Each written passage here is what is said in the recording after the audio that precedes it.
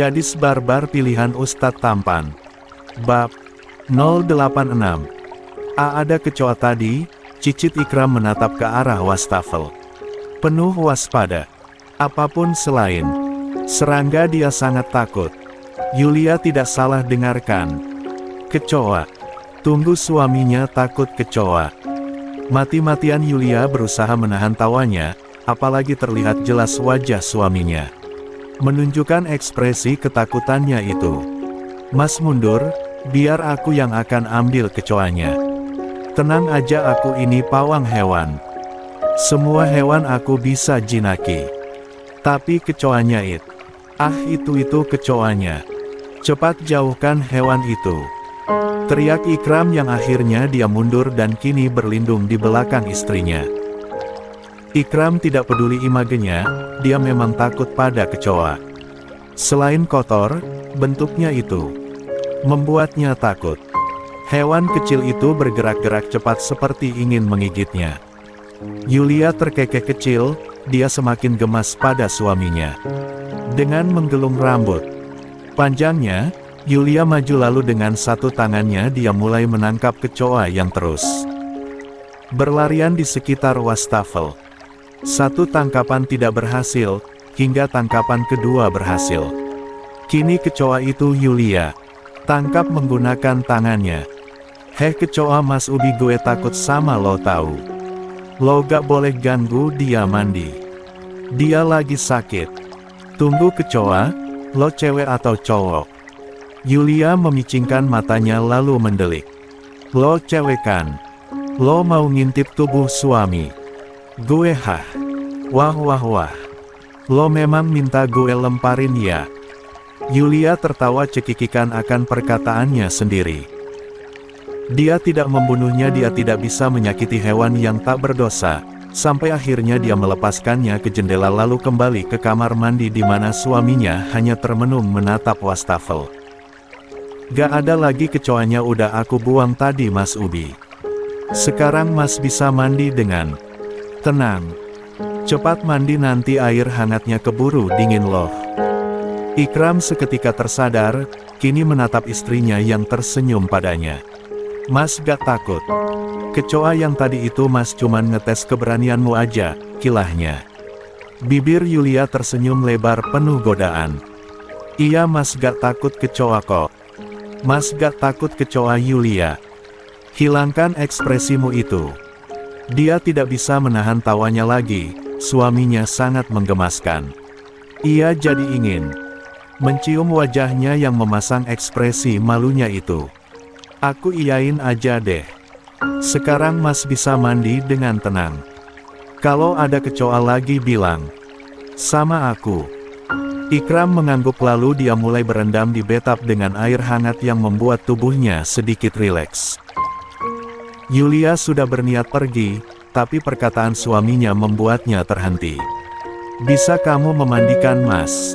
Aku mandiin Mas. Tentu aja bisa Mas Ubi. Kedua mata Yulia berbinar, dia langsung saja mendekat lalu duduk di samping bathtub dekat kepala suaminya yang kini memejamkan kedua matanya. Berendam memang senikmat itu. Mas Ubi masih mau cuek padaku lagi. Minta tolong keramasin rambut Mas. Walaupun sedikit kecewa karena pertanyaan diabaikan, Yulia mulai mengambil sampo beraroma vanila. Itu sampo miliknya yang sekarang ini selalu suaminya pakai. Katanya, aromanya itu mengingatkannya pada tubuhnya yang wangi vanila. Rambut Mas halus benar, gumamnya mulai memijat rambut suaminya itu membuat Ikram sedikit memberikan senyuman kecilnya. Mau aku bersihin tubuh Mas juga pakai sabun? Kalau mau silahkan. 5 menit membantu suaminya mandi, kini suaminya terlihat begitu segar dari beberapa menit lalu. Suamiku benar-benar tampan. Yulia berdecak kagum, mengusap rambut suaminya lalu menyisirnya. Dia tidak tahan untuk tidak memberikan ciuman di pipi bersih suaminya ini. Tak lama kemudian dia tertawa. Lah seperti mengurus bayi. Benar ternyata kata Umi Husna, suaminya ketika sakit begitu menggemaskan. Yulia, Protes Ikram membuat sang empu menyengir tanpa dosa. Jangan salahin aku, siapa suruh Mas terlalu tampan plus imut. Sekarang aku sadar, aku beruntung memiliki Mas. Ya, walaupun sikap Mas kayak bunglon sih. Ikram tertawa tanpa sadar membuat Yulia tersenyum lebar. Akhirnya tawa yang ia rindukan dari suaminya perlahan terdengar lagi. Kenapa bunglon? Tanya Ikram. Soalnya sikap Mas Ubi selalu berubah-ubah. Banyak banget sikap Mas yang kadang buat aku bahagia, baper, jengkel, marah, kadang harus bersabar dan masih banyak lagi. Aku labil emang, tapi Mas lebih labil dariku. Ikram tergelak. Mas gak labil ya Zaujati. Labil tahu. Masa mau mendekat pun Mas kehalang ego. Aku tahu Mas udah gak ingin menjauh dariku kan. Tapi Mas gak tahu cara memulainya. Makanya aku yang mulai. Siapa? Coba di dunia ini yang tahan akan sikap Mas selain Yulia Aureta Nasira. Duk. Ikram mengetuk dahi istrinya membuat Yulia mengadu kesakitan. Sakit tahu Mas Ubi. Kamu istri yang unik. Aku kan limited edition Mas. Mungkin ini alasan Allah mempersatukan kita karena hanya aku yang sanggup akan sikap bunglon Mas. Sekarang hati Mas udah tenangkan akan kekecewaan yang aku perbuat pada Mas. Ikram menggeleng membuat Yulia sedikit kecewa. Sedikit. Mas sudah dari lama ingin memiliki anak. Jujur saja bahkan saat menikah denganmu Mas sudah memikirkan kamu. Melahirkan dan kita berdua mengurus anak kita bersama-sama. Saat kamu tahu tidak ingin punya anak dalam waktu dekat. Dan kamu ingin memilikinya saat usia kamu 25 tahun Mas kecewa. Tapi sekarang kekecewaan Mas sedikit hilang. Mas tidak akan egois memaksa kamu untuk hamil mulai sekarang. Yulia tersenyum, dia seketika mencium bibir merah alami suaminya. Maaf sekali lagi. Sudah egois. Ikram mengangguk lalu balas mencium bibir istrinya sekilas. Maafin Mas juga karena sudah menjauhimu selama 5 hari ini. Yulia tidak tahu harus apa selain memeluk erat suaminya. Akhirnya ia bisa meluluhkan suaminya lagi. Jadi kita baikan kan? Iya zaujatinya Mas. Ikram melepaskan pelukannya lalu menyatukan keningnya dengan kening istrinya. Maaf. Membuatmu bersedih akan sikap Mas yang menjauh ini. Kap. Ikram mulai mencium kening Yulia cukup lama. Kamu pasti lelah terus memikirkan Mas yang cuek padamu. Maafkan Mas. Kap. Dia juga mencium hidung istrinya. Maaf juga untuk hatimu yang terluka baik sengaja maupun gak sengaja. Kap. Turun mencium bibir istrinya lalu mencium pipi kanan dan kirinya. Terima kasih tidak pernah lelah untuk terus berada di sisi Mas. Mas cinta sama kamu, Yulia. Seberapapun kecewa yang kamu berikan Mas akan tetap setia padamu. Kap. Berakhir mencium dagu istrinya. Maaf untuk ketidakdewasaan Mas dalam menghadapi masalah ini. Seharusnya Mas tidak menjauh darimu. Mas memang pengecut yang hanya bisa menjauh dari masalah. Air mata Yulia sudah keluar membasahi pipinya. Hatinya bahkan semakin lega akan kalimat maaf dan ucapan terima kasih suaminya padanya. Cium aku Mas, pintanya.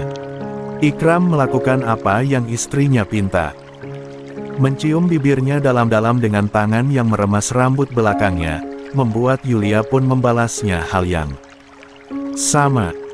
Turun ke leher, udara panas mulai Yulia rasakan membuat tubuhnya panas dingin.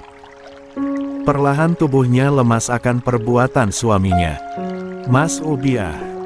Bentar lagi azan maghrib berkumandang. Ikram seketika menghentikan aksinya itu. Dia menghela napas berat lalu mulai merapikan pakaian istrinya yang sudah setengah telanjang akibat ulahnya. Hampir saja ia hilang kendali. Maaf. Yulia tertawa kecil, menyentuh lehernya yang sedikit terasa sakit. Mas tadi mau Menyentuhku lagi kan? Ikram tersenyum malu membuat Yulia semakin dibuat gemas. Ingin sekali dia yang menyerang duluan. Tapi sangat disayangkan azan 20 menit lagi berkumandang. Sabar-sabar, ucapnya sambil mengelus dada suaminya lalu mengusap keringat di dahinya itu. Padahal suaminya sudah mandi tapi kenapa keringatan coba? Tubuh Mas semakin panas. Aku yakin Mas demam.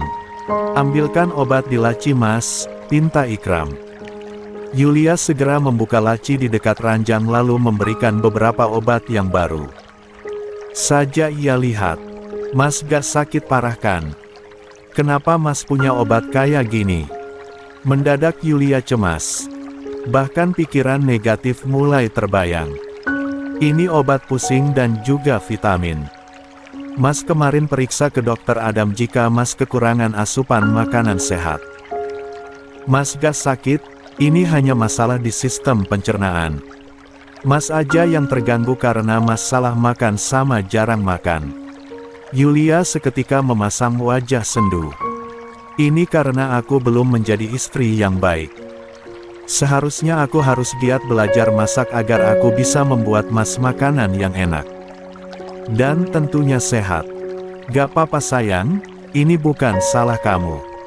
Mas yang gak pandai menjaga diri Mas. Ikram menggesekkan hidungnya dengan hidung mancung istrinya sambil tersenyum. Aku hari ini mau buatin Mas Ubi nasi goreng mau. Aku udah diajarin sama Umi Husna 2 kali selama 5 hari ini. Ya mungkin rasanya gak akan seenak masakan Umi atau masakan Mas sendiri. Gak usah. Ikram mengangkat tubuh kecil istrinya mendudukkan di pangkuannya. Menatap ke depan di mana cermin besar memperlihatkan mereka berdua sejak tadi. Maaf buat tubuh kamu jadi panas karena Mas memeluk kamu. Gak apa-apa, aku suka Mas peluk aku walaupun kini suhu tubuh Mas berbeda dari biasanya hehehe.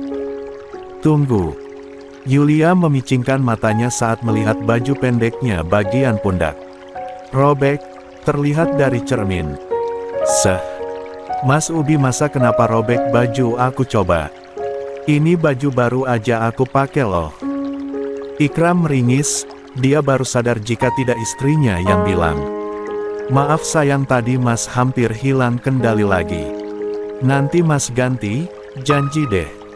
Sayang kalau diganti. Jahit aja, Mas kan bisa jahit. Iya nanti Mas jahit. Coba Mas minta pergi keluar lalu ambil tote bag di dalam mobil.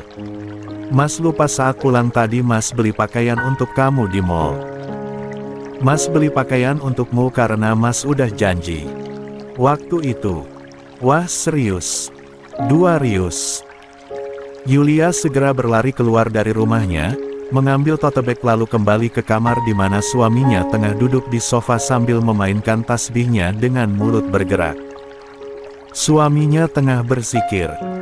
Duduk di depan suaminya, Yulia mulai membuka tote bag tersebut yang berisikan 5 set pakaian dengan bentuk berbeda. Senyumannya sedikit luntur saat melihat pakaian seksi lah yang ternyata suaminya belikan untuknya. Bahkan bukan hanya itu saja. Celana dalam dan juga bra tanpa tali yaitu strapless bra pun ada di sana. Oke tidak masalah untuk dress pendek tanpa resleting dan hanya memakai tali itu, tapi celana dan bra. Seriously. Mas serius beli ke mall sendirian bra sama celana dalam untuk aku? Ikram mengangguk dengan santai. Kenapa? Memang ada masalah? Wajah Yulia kini sudah memerah padam, saking malunya. Mas gak malu apa beli? Dalaman perempuan apalagi branya? Buat apa malu? Mas beli untuk istri Mas yaitu kamu. Kan waktu itu Mas bukan hanya merobek dress aja tapi dalaman kamu juga Mas robek, sahut Ikram begitu belak-belakan membuat Yulia semakin malu mendengarnya. Dia mencoba branya itu yang ternyata ukurannya pas. Kok tahu ukuran bra aku Mas? Tahu kan Mas udah memegangnya. Mas Ubi. Ikram tertawa lalu berdiri mendekati istrinya. Coba pakai dress merah ini. Mas penasaran pasti sangat cantik di tubuh. Gak takut mas sentuh aku nanti. Ini kan mau maghrib. Gak sayang. Mas cuman penasaran aja. Ini dress yang pertama mas pilih dan terlihat sangat cocok di tubuh kamu. Yulia memegang dress merah yang di belakangnya menggunakan tali. Sekali dilepas pasti punggungnya itu langsung terbuka. Suaminya benar-benar niat membeli dress ini. Bahkan semuanya tidak di-resleting, hanya ditali saja. Kok ada ya orang yang buat dress seseksi ini? Ini mah lingerie bukan dress. Itu dress, pelayan tokonya yang bilang sama mas sayang. Cepat pakai, mas udah penasaran. Yulia menggeleng tidak mau. Nanti malam aku pakai, gak mau sekarang. Nanti malam. Yulia mengangguk.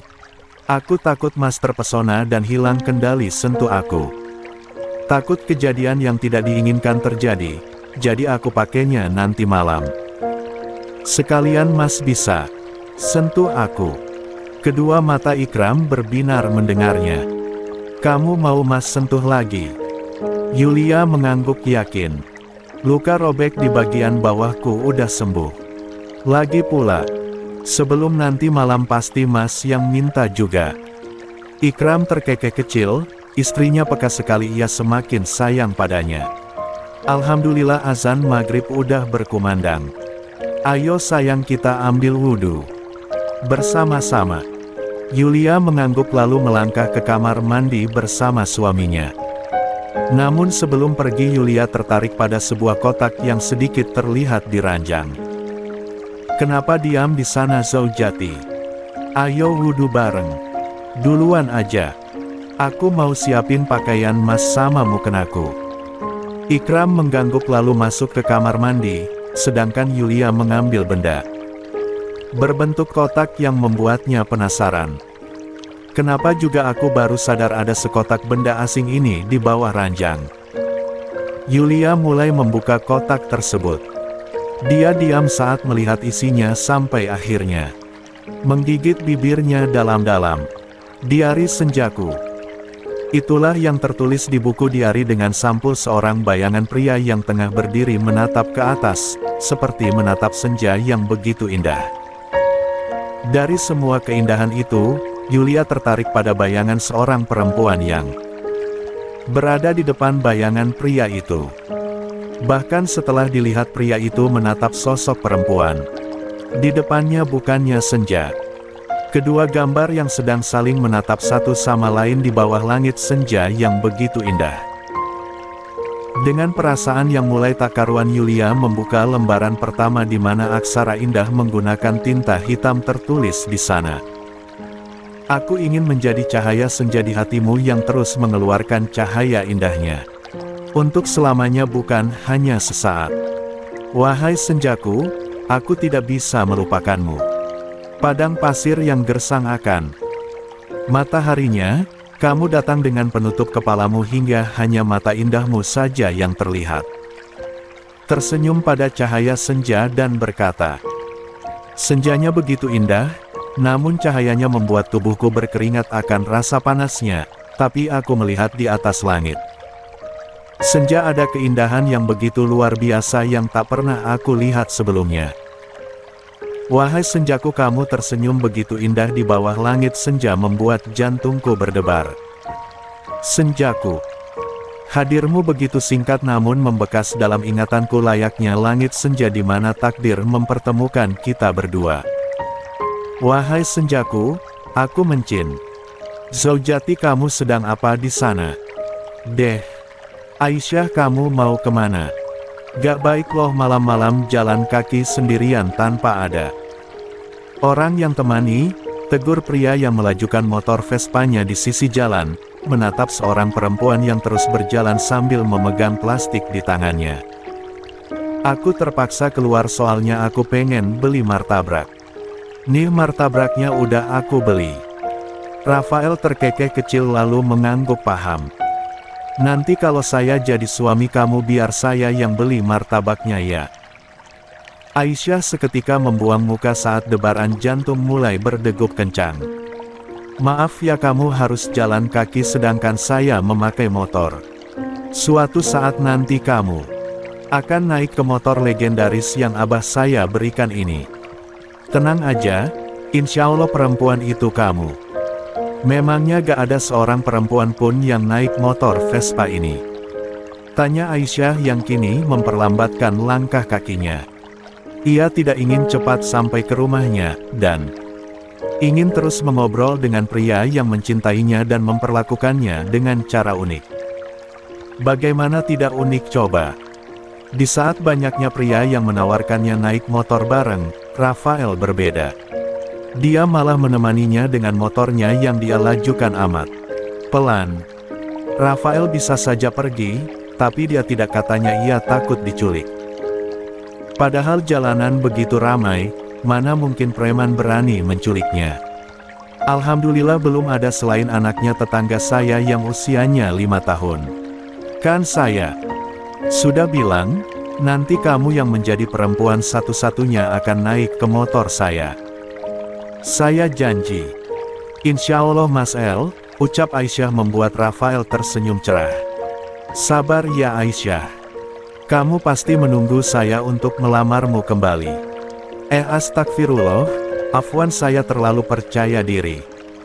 Aisyah tertawa merdu di telinga Rafael membuat pria itu kembali beristighfar. Tawa perempuan yang ia cintai ini membuat jantungnya menggila. Gak apa-apa kok Mas El. Aku siap menunggu kapanmu Mas datang. Maksudnya kamu menunggu saya.